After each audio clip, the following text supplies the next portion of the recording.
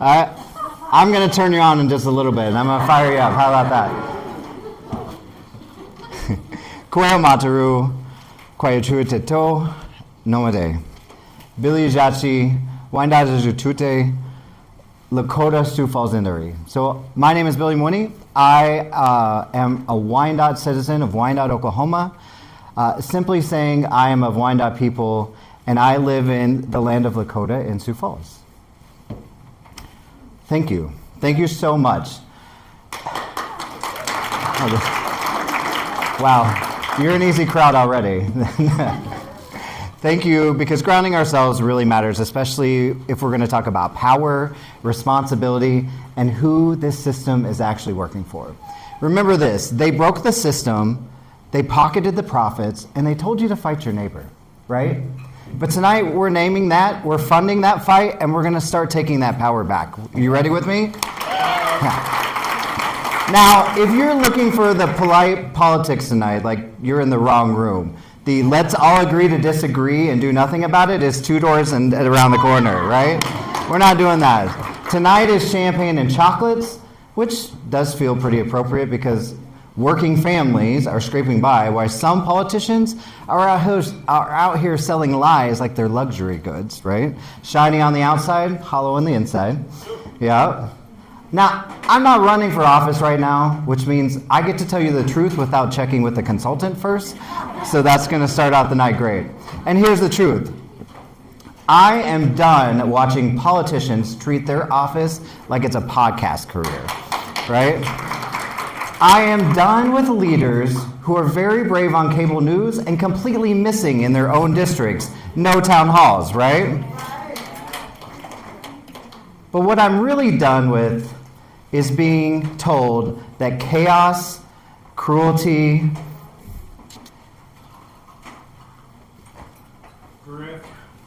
there's a lot of things that I'm really, chaos, cruelty, finger pointing, and that's somehow become this government strategy, right? The scam has gone long enough, and we can change that tonight. So let's talk about something that doesn't get said plainly enough. Somewhere along the way, the top 1% has really decided that they should have more control without putting less skin in the game, right? How does that work? Because I don't know about you, but where I come from, if you want more to say or if you want more to do, you invest more. You carry more of the load. You don't rig the rules, hide the money, and tell working families to tighten up their belts by buying less Starbucks or eating less avocados or just telling them to pull themselves up by the bootstraps. Real leadership puts skin in the game. It's not costume. This is not cosplay government anymore. South Dakota is done with Ice Barbie and the Friends dress-up tour. Am I right? But that is exactly what's happening, and we're seeing it in real life. A bot government that has figured out how to turn the spotlight from fair share taxes and point it at people who are already struggling. I know you know this. Instead of accountability, we're seeing scapegoats, and instead of solutions, we're seeing enemies. Lately, we've taken a darker turn with that. We are watching federal power being used to fix the broken systems, but to intimidate and punish people. We've seen ICE raids carried out with military tactics. We've seen U.S. citizens murdered while they were just trying to help. We've seen journalists arrested for doing their jobs and people detained and disappear without due process at all. That's not enforcement, that's an abuse of power. And if you think it stops with immigrants or cities that you don't live in or people who don't look like you, you have not been paying attention to history. When the government decides that rules do not apply to them, there's no community out of reach. And that should really scare us and stop us in our tracks. And while this circus plays out and families are working harder and getting less, childcare costs more than a mortgage payment these days. Healthcare is like a roulette wheel. You don't know what you're going to get. Rural hospitals are on life support, and after-school programs and schools are expected to fix these problems with duct tape and bake sales at this point. Instead of solving that, the folks currently in charge are obsessed with who you love, what book your kid is reading, what bathroom someone's using, and I'm just going to say it out loud.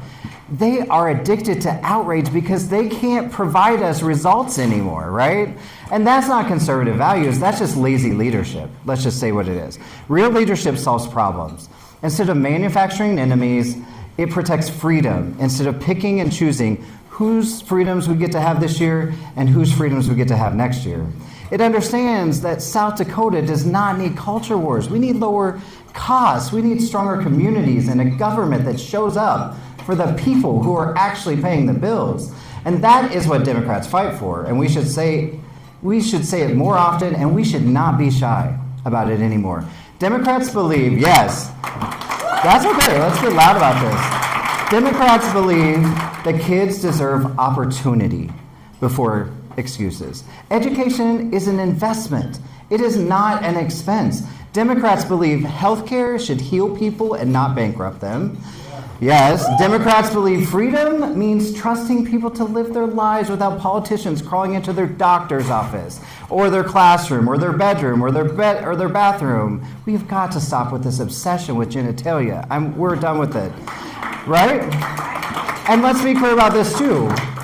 We're not losing because our values are unpopular. We're losing because we're not funding the fights.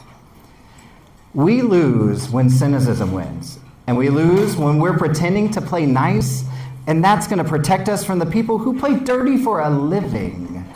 Tonight is about choosing different. Every dollar raised here is going to build real power. We're going to do voter registrations, candidate recruitment, year-round organizing, showing up in towns, reservations that have just been written off way too long. There's no lost causes here.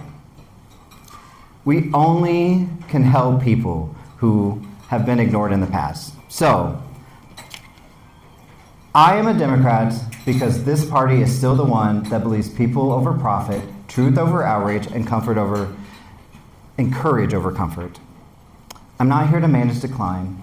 I'm here to fight for a future where South Dakota families can actually breathe again.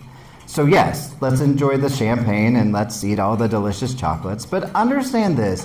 Comfort isn't the goal tonight. Comfort isn't the goal tomorrow. Winning is. And winning is going to take money and organization and people willing to stand up and say enough is enough.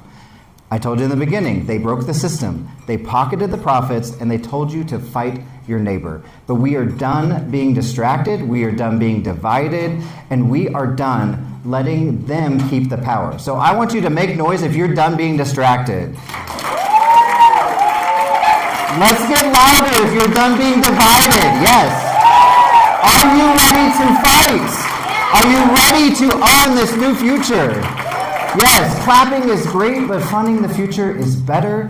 And tonight, we can do both because that's how movements move, right? So please welcome Jeff Kingsbury, our host, and let us put our resources where our values are.